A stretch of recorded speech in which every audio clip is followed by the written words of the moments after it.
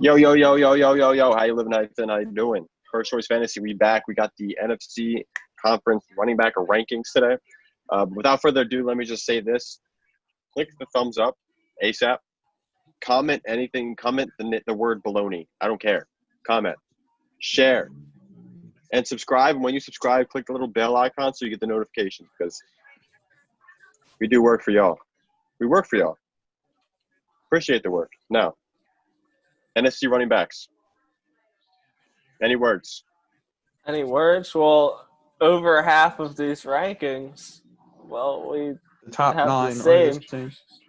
Also, I just want to get this out of the way now because I don't really feel like talking about it because, like, from what I read about it, is kind of disturbing. But this Darius Geis bullshit is over. Huh? No more of that. No, we don't have to have that debate year in, year out anymore. Yeah, Yeah. that's true. It's like That's Antonio Brown. Oh, that'll still be going strong, I think, for the next couple of years. Yeah. To me, if you're a team, you should sign him now. 8 games, whatever. If he doesn't make it through 8 weeks, I think the Eagles should sign him on a Anyone cheap should. 1-year deal. I Eagles won't. Let him play. actually kind of don't want the and then Eagles to just because let him go. we have no cap space. But I think if anywhere he's we going to go should to sign Seattle, him and then trade him. and that's going to influence Pete Carroll's decision to pass heavy, and Russell Wilson's going to be quarterback one. Now, without further ado, cut to the intro. Got it. I said, baby, I am not the one to play with. Ain't the type to give up, I'm driven and motivated. I just want some recognition and some compensation. But this ain't about the money and it ain't about the fame. I got lightning in a bottle, I think I just found my perfect sound. Can you see the fire in my eyes? Bitch, it's burning out. Lightning in a bottle, I think I just found my perfect sound. Can you see the fire in my eyes? Bitch, it's burning out. Christian McCaffrey, Saquon Barkley, Alvin Kamara, Ezekiel Elliott, Dalvin Cook, Miles Sanders, Kenyon Drake, Aaron Jones, Chris Carson. I then legitimately didn't. Ed and I We all both have have the Todd Gurley, same- David Montgomery, and then we stop. So Ed and I Then we go all swapped. the way down to 11. Only This to is fun. swap the players, Cam Akers and Raheem Mostert. Obviously, Brandon, I couldn't have seen yours first because I did yours first. But honestly, Ed, I didn't even really look at yours before doing mine. Like, this is fucked. We have the same rankings from 1 through 9, which, I mean, I think I looked at ADP, and I think they're also, besides Pretty the similar. Ezekiel Elliott. I think, Elliott Wow. and Kamara probably flipped. And I considered it. That was probably That was my the toughest only choice there. considerations in that span. The it was an Kamara, easy Elliott, choice. Cook trio was the hardest for me. I put Kamara right there. I had to. I mean, I just believe in Kamara. I believe in the Saints offense this year, and that's why I have Kamara at 3 compared to Ezekiel Elliott, who's at 4 for me. Yeah. I also like Dalvin Cook a lot, and I was debating putting Dalvin Cook at 4. But due to the fact that you kind of have to be wary with these rankings, say he opts or say he takes a week off, say he takes 2 weeks off, say he gets injured, there's a chance of that happening. Obviously, he was up with Christian McCaffrey last year, but it's a little wary. So like Dalvin Cook, it's a little wary. Little burger. A little Gotta stay away from that. I agree. Now, I guess we could talk about Miles Sanders and Kenyon Drake. You guys want to? I mean, Alex, what differentiates them for you? Is just the fact that Miles Sanders is an Eagle running back? Well, Darius Geis is caught. No, it's just about. I was just waiting for you to finish your sentence there. That did not take long. That's good. Anyway, back to the meaningful topic at hand. Drake has the potential for a higher workload, but I also feel like there's a non-zero chance that he could just be legitimately off their roster by like week 14. And I don't think that He does have exists a pretty for large Sanders. range of offense. And I think Sanders is pretty clearly going to be a huge part of both the running and the passing game. And I don't know if they're going to give him as big a workload as Drake might get because that's just generally hasn't been a Doug Peterson thing. However, Doug Peterson has never had a running back this talented. I have a question. After you say that he's that talented, how close is he with any of these top 5 running backs in the conference? I don't think he's close at all. I don't think he's close at all. Depends on his workload. I'm I mean, like, there's I'll take a big Jones. gap. There's a big gap coming in, like, preseason right now. Like I didn't have any debate on, like, the top 5. Like, there was no, like, oh, should I put Sanders over Cook? But the thing I think that separates them is that Sanders doesn't generally have as many, like, breakaway runs as at least McCaffrey, Barkley, and Cook. But, you know, I mean, Kamara and Elliott, like, I guess they're more explosive to a degree than Sanders, but they, like, Elliott especially just gets more work than Sanders. Mm-hmm. If he got a huge workload, yeah, I think he could nose his way in there, but I don't know if I'd count on it. Yeah, I don't know if I would. Even if they all managed the top 5 players, all managed the same workload, I don't think I'd put Miles Sanders in the top 5. I can't. I'd still have him there 6 just because, like, those other guys have proved it. However, I do think it's possible with Sanders. Josh Jacobs. I think or the improvement that Miles Sanders, I mean, yeah, it's like, the improvement that he made just over the course of that one season was, like, staggering to me. Yeah. Like, you saw a different player week 1 to week 16. So, I mean, how much of that carries over? I mean, I guess we'll find out. would you take Brandon said? Would you Think take about Josh Jacobs or Miles Sanders? I know you're going to take Miles Sanders, aren't you, Alex? I was gonna say, you already know the answer to Well, that. where question. does I'm it taking end? my boy. All right. So you Does it had end Josh at Jacobs. Or no, you have Josh Jacobs and at 5 in our rankings. Okay, Austin Eckler. I'm assuming Miles Sanders. You're taking. Yeah. All right, jumping up. Nick Chubb? Oh, that's not happening. I don't see it. No, I mean, I'm taking That's Chubb. where it stops. So, I mean, Sanders would land at 4 in the AFC. Yes. He's landing at 9 overall for Alex. Yeah. That's high hopes. I'll tell you what. Which is fine because I view him as an RB1. So that is about in line with how I feel about him. That makes Would you sense. draft him as such?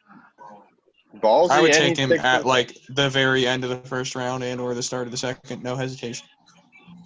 No hesitation is mine. Okay. None. Now, do you have anything to say about King Drake, Miles Sanders, Brandon? I don't. I think we wrapped it up. Yeah. Put a bow around it. Shipped it out. A lot of shipping in these Indeed. podcasts. Shipped it out. I think A lot of brought shipping up- indeed. Yeah. Moving on. Moving on. Aaron Jones. He probably helped you guys win a lot of ships last year.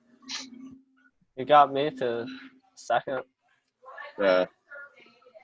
He got me. He was a good pick. Who did he get? I don't know. He got me. Oh, he got me Alvin Kamara. Moving on. Yeah, I mean, I'm fine to move on. I mean, Aaron Jones. I would expect some obviously- regression from last year, but Yeah. he's still going to have a huge role in that offense. And he's He's like their gonna number have the 2 role. receiver. Yeah. Huge sad. role. The Just, Packers- It is sad. It's sad that even Devontae Adams, of all fucking people, came out and said, yeah, we figured they draft the receiver, but It's sad the Packers signed Devin Funchess as well, and then he opted out. So they literally did not gain any wide receivers this year. I mean, Reggie Begelton? I don't know. He eats bagels. That's all I know Bagleton. about. I like that. Reggie Bagleton. Hey, something St. Brown. Oh, forgot about him. Yeah, that's decent. Decent ad. Sleeper. Deep sleeper. He's calling it right now. That's his man. He's planting his I flag. called it in the NFC North video, and I'm sticking to it here. You're gonna have to rank him out. Rank all the way down to where he is. All right, then I'm just gonna put St. Brown at 14, just to avoid doing that. We got Metcalf at 13, St. Brown at 14, Tyler Lockett at 15. Fight me. I know Ed will. All right. Yeah, I would fight you continuously. All right. I can feel the rage. Yeah, I was brewing, and then I was like, no, let me save that for the wide receivers episode. So running backs. I guess. No, I know. Brandon, do you want to talk about Todd Gurley, our shared compassion for Todd Gurley? Gurley, this was hard deciding between Gurley and Montgomery.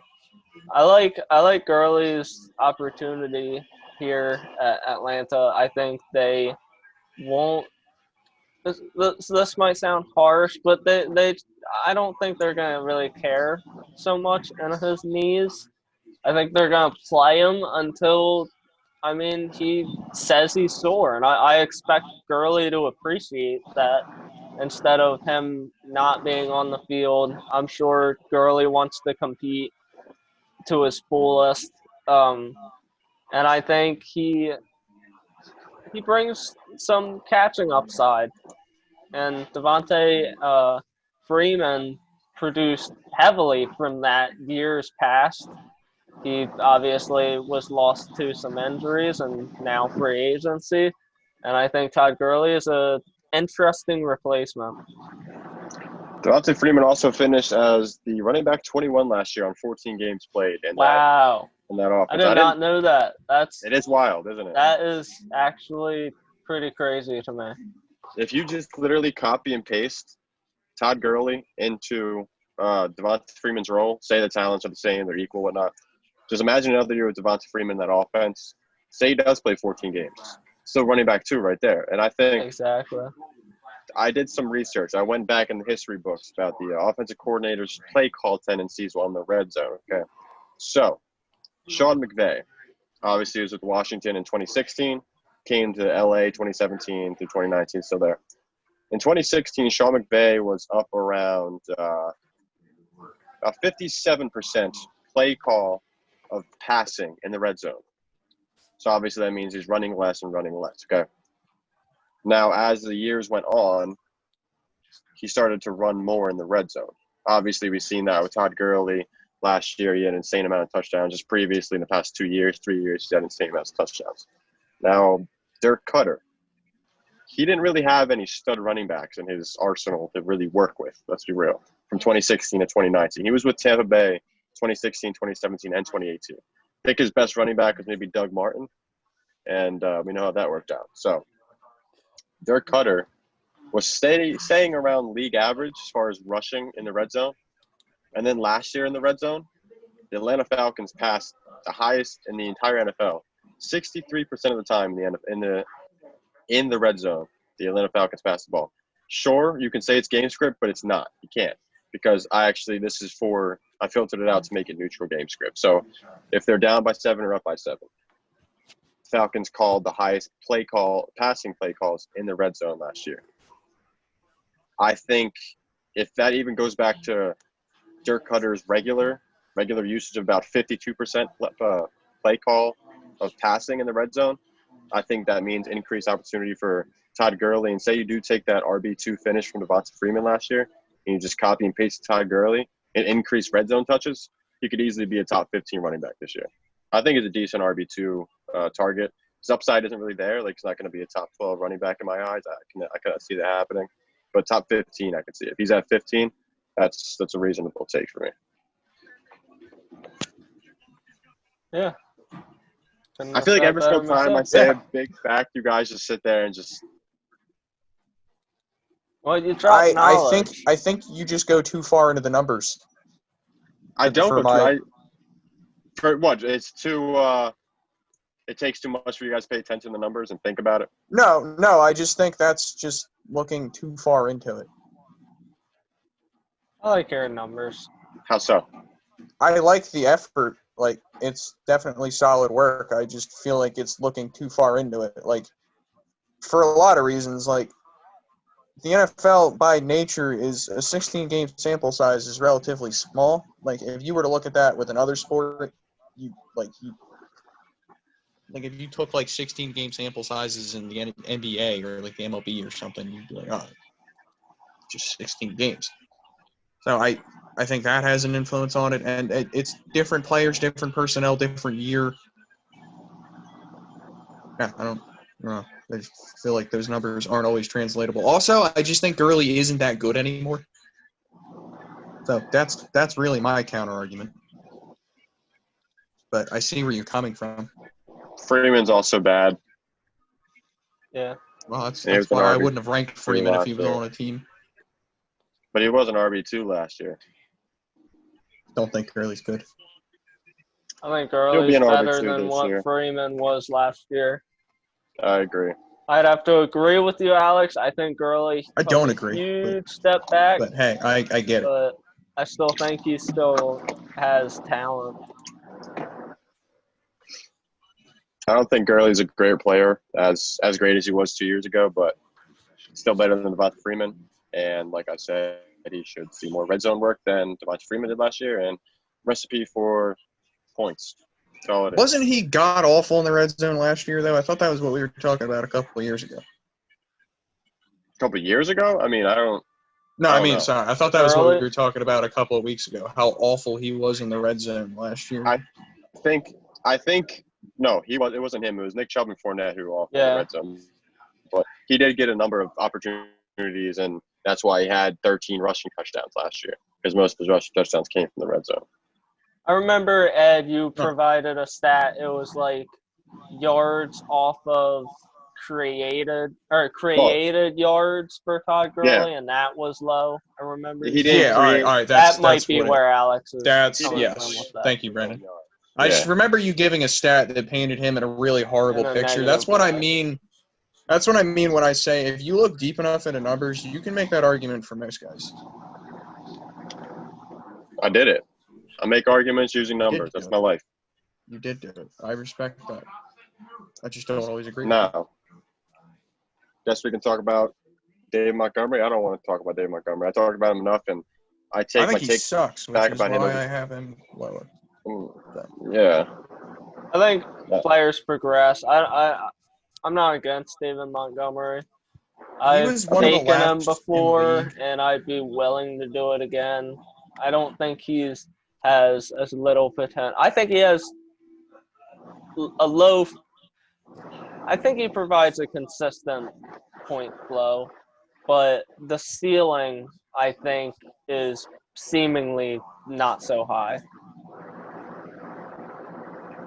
I think the ceiling. Go ahead. Who's going to win? All right, I'll go.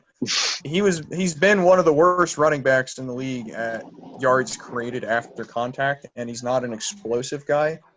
I just feel like sooner or later the Bears are going to be like, well, maybe we shouldn't force feed touches to this guy that isn't going anywhere with them.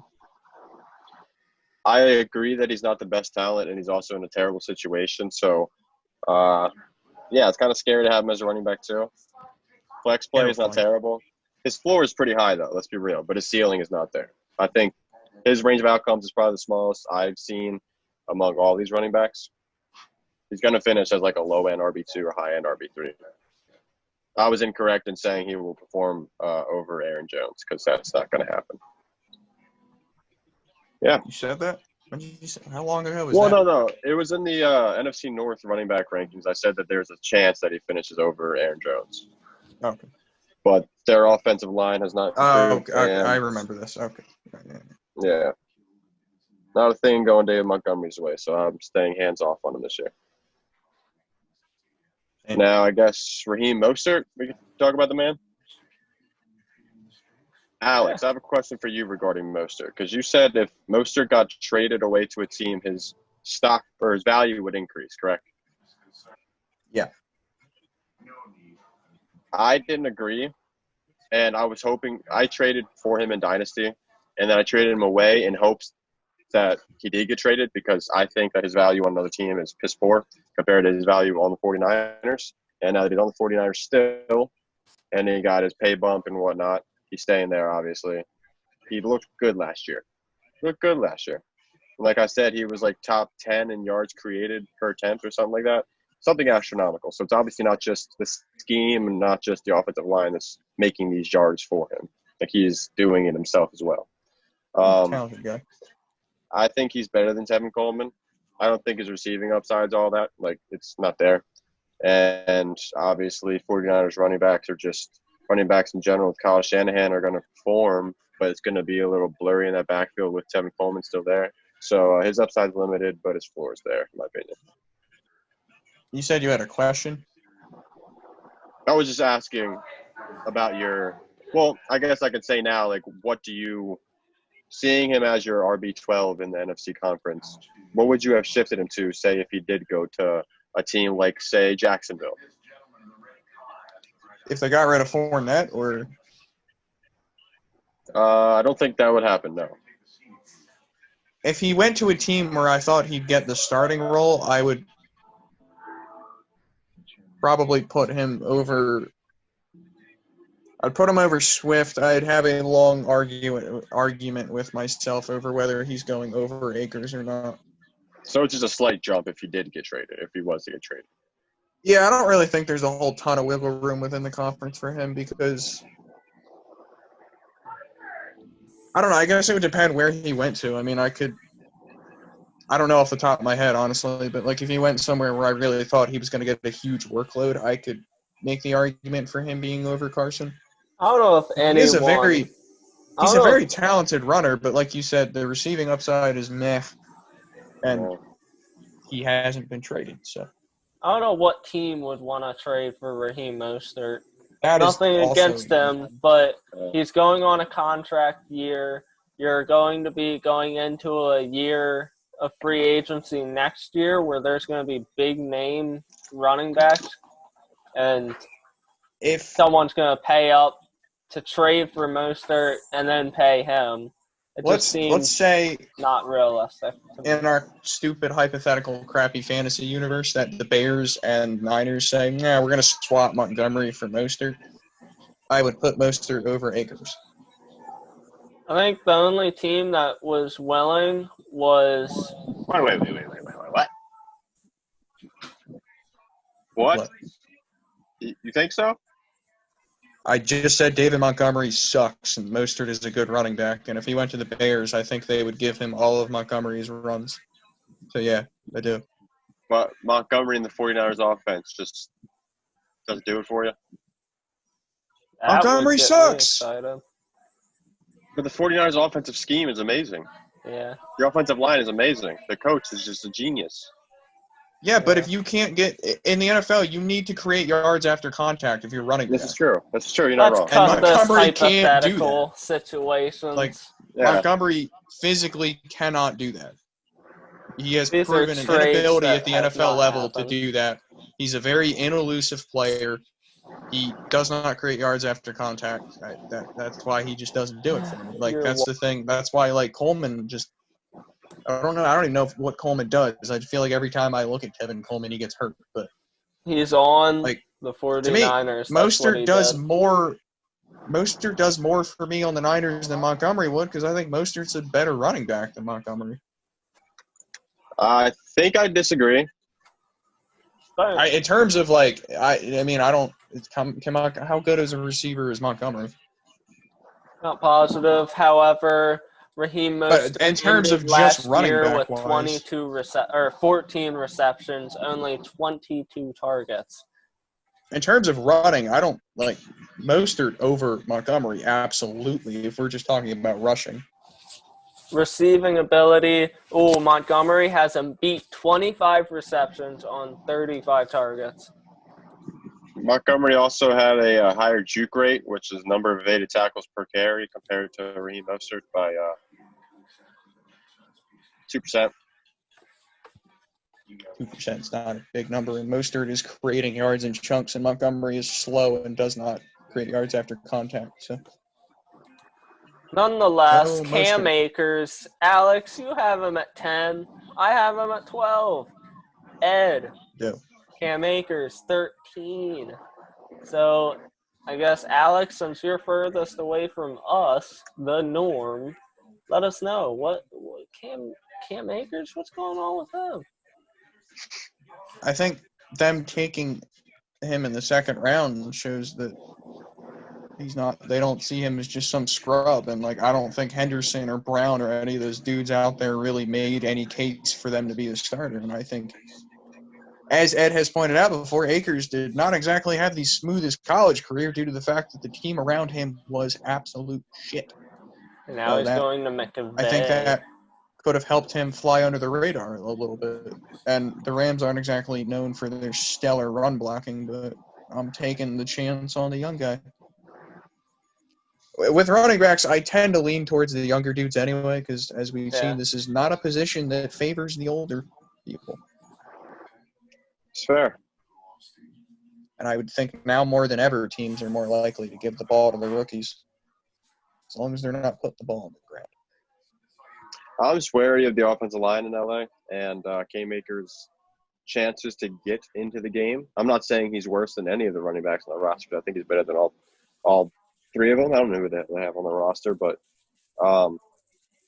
I just feel like 14 games of Todd Gurley would be better than 12 games of Cam Akers, if that makes sense. That's why I have Todd Gurley above Cam Akers. Cam Akers down there at 13. I mean, the ceiling of Cam Akers is pretty high. Say he does come in week 1 and takes over the backfield immediately, and he's sets the league on fire. Obviously, that's not good. Slim chance, but vandalism. He'll be in jail by week 2. Yeah, we just got done talking about Darius Geis and his bad. You're not wrong. I think Cam Akers can definitely finish above Todd Gurley this year, but realistically, Todd Gurley, the floors. It's the floors. Todd Gurley's floor is higher than Cam Akers' floor. And Cam Akers' ceiling is higher than Todd Gurley's ceiling. That was my problem. Because I was all on board, Alex. I enjoyed your pitch and everything. It's just I still think Todd Gurley has it in him, and I am not willing to give up on Montgomery yet. His second year with a rookie who is going to get carries. Come on. I agree. It is entirely possible that Akers just does what Montgomery did and does absolutely nothing. But like I said, I'm generally more willing to roll the back on the. That I would want to tear my eyes out with. My thinking is that if there is a 3-back system, it's because Akers wasn't that good. Yeah. If he's good, unless Henderson and Brown just randomly take huge steps forward, then he'll be in the game. But we shall see. Yeah. We shall indeed see. I have DeAndre Swift at 14. So does Brandon, and Alex has him at 11. I'm going to boil over DeAndre Swift, talk about Taylor Swift's cousin.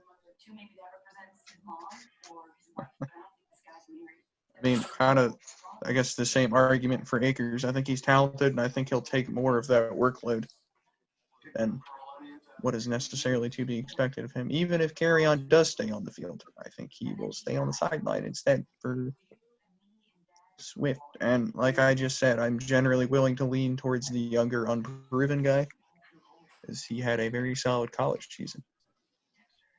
Yeah, if I'm sitting there and it's Mostert, Akers, and Swift, I'm probably going to be more inclined to take Akers and Swift just due to the fact that they have upside. Well, Mostert's upside is surely there, but I just not compared to DeAndre Swift and Cam Akers. But I just don't. I don't know. If we're talking redraft, I take Akers, but I don't know. His opportunity is probably greater. I think both Swift and Akers' situation from an offensive line perspective and just competition, I guess you could say. Not saying Cam Akers has a ton over there. Not saying Kerryon Johnson's a stud, but it's fantasy viable running back per questionable se in Detroit.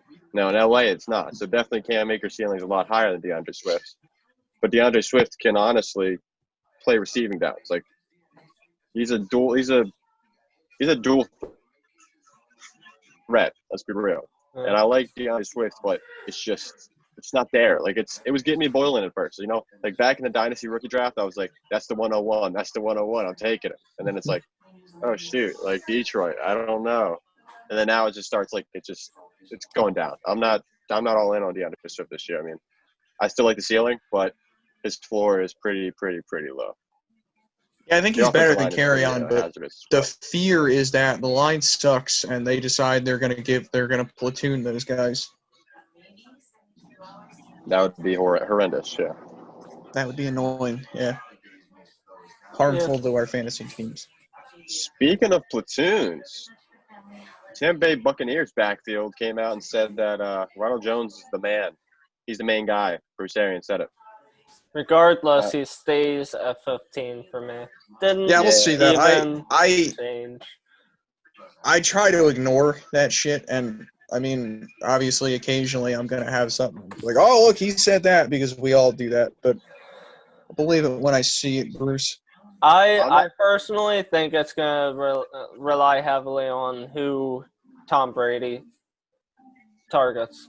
It's going to come down to that because, I mean, Just trust. If Brady can't trust Jones in pass protection, he's just not going to be on the field. exactly. And Bruce Arians already proved it with Jameis Winston. If he's not going to do things properly, do his job right, he's out. And you think he's going to let anything go with Tom Brady at the helm? Hell no. I also I don't let these like that comment alone. It's not going to affect my rankings around Yeah.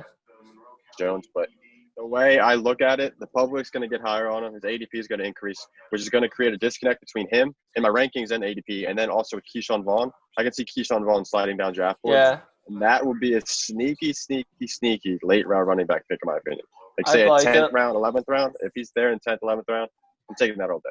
There's no doubt about it. Because, I mean, the upside's there. Like, you're working with Tom Brady. Say you get peppered with targets, we do actually start playing. Obviously, he's not going to have a role right away, but David Johnson won leagues back whenever he was with Bruce Arians, and he played the last 6 games of the season and broke out. Keyshawn Vaughn could possibly be the David Johnson of Tampa Bay. I can also see some hellish nightmare where Brady and Arians combine to make McCoy the primary running back. Yeah, that would be some shit. That would be super nice. And he rushes for fantasy 2.7. No, you didn't hear the rest of my point. And he rushes for 2.7 yards per carry, but they leave him in there because he's the old guy. And he creates negative yards per attempt. Yeah, like he'll suck, but they'll leave him in there because he's the old guy, and maybe he picks up blitzes mildly better than Jones or Vaughn. Although I don't know how good any of them are at that. What about Jare Ogunbowale? I like him. Maybe that. I think he might. I mean, I'm not going to forget about him. I have him in Dynasty, and I don't want to drop him. Maybe he'll be that guy that Arians and Brady. He was the receiving back last year. I mean, if the roster, if he James White proves Jr. to be better at receiving than the rest of them, I mean, it's possible. It's a good start. The thing is, I don't know how much of the Patriots' odd running backs performances comes down to Brady versus Belichick. You know, maybe Brady had absolutely no influence on that, and like Jones just comes out and gets the lion's share of the carries, and like none of this becomes a conversation, but we don't know right now. I don't know if Ronald Jones getting the lion's share of carries to the fact that last year he split with Peyton Barber for carries, and he barely got in on passing downs to Dare Ogunbowale, 2 players who are reserved. They should be reserved on a regular team. But last year they were not. So Ronald Jones' ceiling, in my opinion, is not really there. I think the hype for him is the improvement he made year 1 to year 2. That hopefully he can improve on that, because obviously he was really raw coming into the league. But like I said, I don't know. So he's at 15. He doesn't know. So he's at 15. All right, 16. Got Tariq Cohen for Alex. Tevin Coleman for Brandon. Ed, you Darius Geis is out of Washington, and instead of going to any other running back in the NFC, you jumped to his replacement. I had Darius Geis at 16. Okay, just for prior knowledge for everybody that doesn't know, I had Darius Geis at 16. Yeah, me and Ed had Geis at 16 prior. I did not. So I'm gonna die on this Bryce Love hill in Dynasty and redraft. I'm taking him in redraft. I like it, man. I like the energy. Honestly, I don't know who else. I took the cop out here with Cohen because there's so many young dudes that you could throw in there as if this guy goes down, maybe he'll get on the field. But that's a giant question mark. So I'll just take the guy who's going to be a solid PPR performer. That is a bit of a cop out. So Tevin Coleman and Tyreek Cohen, those were the 2 I was deciding in this situation. Yeah, I thought about Coleman as well. And I went Coleman because of the offense. I mean, I like Mostert, but at the same time, Shanahan's offense, they're going to both be involved. So, I mean, that alone got Tevin Coleman here. And I don't Bryce Love, I mean, he's got potential. I like He that. does. Like He was very good in college. I would like him, like if I picked him up like last round. Oh yeah, I'm not drafting him in the 7th round. That's not logical. That'd be bonkers. That would, if you want to talk about planting your flag on somebody, that'd be it. Taking Bryce Love the first pick in the draft. I'm taking Brian Edwards in the 4th round. I have to get him no matter what. I'm gonna take him in the 3rd. Yeah. Brandon is excited about. Oh, did you see he's starting? Brian Edwards is starting. So Brandon is excited. Alex, you had your whole spiel last episode. Who was that for last episode? Who was it? You said Mark Anker and J.K. Dobbins. Oh no, quarterbacks. You said something. You were like, I called it last year or last rankings. I forget who it was. Was it Hurst? Oh well. Moving on. Brian Edwards is mine. I don't remember. I remember what you were talking about. I don't remember what it was though. Yeah, but I don't remember. He what said example. I put my flag in it like last few episodes. Are you talking ago. about St. Brown from? Yeah, that was it. Brian Edwards. I haven't is my exactly St. proven Brown. myself right on that. Okay, I feel you. We're definitely gonna have to do like a flagpole round or flagpole video or something. That's gonna have to be one. So I guess flagpole. First choice fantasy, and your name. First choice fantasy flagpole. First choice flagpole. Should rename the channel to that. First choice flagpole coming at you. That'd be different. You're All gonna get the wrong impression. Oh yeah, for sure. Brandon, we're gonna need you to make a new logo with a flagpole. Just scrap whatever we currently have. With our logo on a flag. Just waving. More flagpoles. First choice fantasy flagpole. All right. Without further ado, let's just cut this video out. Like, comment, subscribe, share. Hit the bell whenever you subscribe so you get the notifications to watch our videos. 3 times a week, 2 times a week, something like that. But love us. We love you. We show you love. You show us love. That's how this world runs. Now, later. Laser beam.